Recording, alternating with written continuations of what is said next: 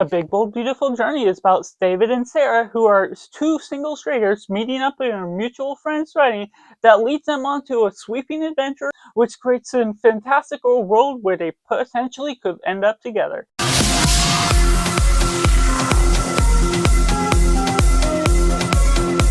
Hello and welcome to Cinema, where we focus on the film. I'm Josh, this is Simply Cinema, let me know down in the comments below. What do you thought of A Big Bold Beautiful Journey? Was it good, was it bad, or somewhere right in the middle? Or if you're waiting for this review to decide if we're going to see it or not, and taking me right into positive, A Big Bold Beautiful Journey has an exploitive, well thought out, quiet, immersive experience that just really delves into the subject of love, of relationships, the way we go about the randomness and sporadic nature of life. This takes us into an interesting story where Collin, Farrell, and Margot Robbie have fantastic chemistry emitting themselves on screen. There's almost a euphoric feeling, just the chemistry between the two that really hands itself well, but it's also a quiet film that is grounded and goes about an untraditional route within the way we're following along with this romance drama. It certainly could just delve into certain subjects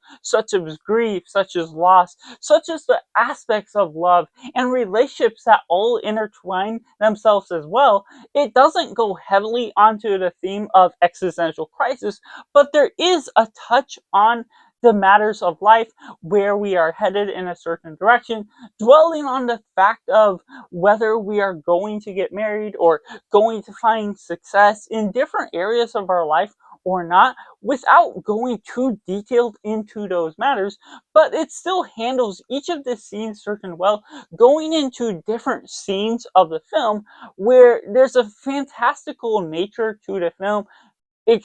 exploring certain doors they find in the woods or in different parts of their journey that will take them into a different past of their life, a different part of the scenery where they explore relationships they've had in the past with their parents, with their friends, or within high school, that shows different regrets or other matters of their life within both the girl's life and the boy's life, that's going on to sympathetic and well thought out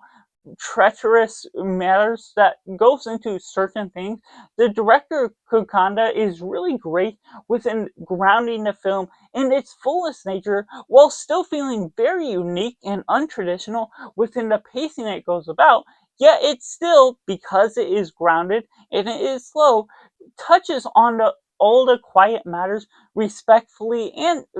within a realistic intent to the nature that you expect to come out of this type of film, which could throw some people off, but the natural gravity that this director's intent seemed to be heading toward is just properly and well thought out. It is well written within not only the chemistry, but the dialogue that is intertwined within these two souls, that you ultimately question whether they are meant to be together, whether there is such a thing as soulmates, and the way they dive into those subjects and create this fantasy subject behind it without needing to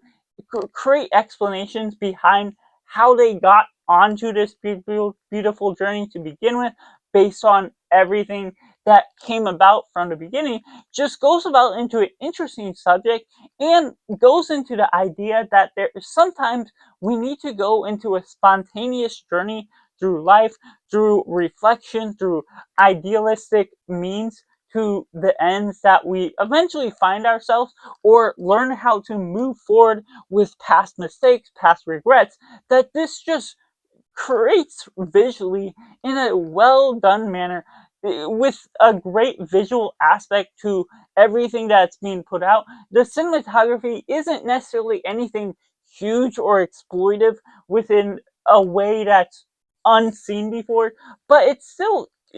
naturally gravitates to what it needs to do within the natural world, within the means to end, that still grounds itself within that slow pacing and touches on so many different subjects of the human life, of love, of grief, without shoving anything down your throat, without exploiting any social commentary or direct messages that it feels like it's trying to dumb itself down to. It's just something that's really quiet, but has all the right meaningful message to come about along the way that people watching this film from different points of their life will come to interpret it in different ways, whether you feel like you're held behind in life, whether you're doing well in life, or just somewhere in a different boat than someone else, feeling jealous or envious of where someone else seems to be is succeeding in their life. It just gives a thoughtful and well rounded, quiet journey that you'll just be able to enjoy along the way. Which takes me into the mix element. This is a film that some of its greatest strengths could be its greatest weaknesses to some people because it's so untraditional. The pacing can feel a little awkward, a little different at sometimes because it is almost taking a real life pace while also creating these fantasy realms to where you're going. It's spontaneous within the way it's taking these different adventures, these side quests along the journey that is intentional to explore within how you're studying these characters, but to us that are unaware of both of these characters' lives, sometimes it can feel a little bit too sporadic, a little bit too random, maybe something that won't fit in everyone's natural way of accepting and embracing film. It's not the quiet escape you expect to get out of a romance drama, especially because it is diving into all these thoughtful subjects without directly exploiting itself in the full extent, not fully explaining all the detailed manners that it goes about along the way. So there is some things that it'll be a little controversial in the way it goes about with its journey because it's not formally direct and yet it's not formally indirect either. So there's just something that will be very well indifferent to some people, not necessarily receiving the film for what it's trying to exploit. The director's intent certainly seems to be there, and the negatives of this film are just something that still is well grounded within what the director is trying to exploit with this film, but there still is a mixed feeling I have at certain parts that maybe it's part of the pacing that's the problem, but at the same time, I come to recognize the untraditional pacing that comes about along the way, the untraditional way of portraying this romance on screen, that I'm very comfortable with what is going on. Yet, when there is a slower pace or things are happening in a weird kind of order,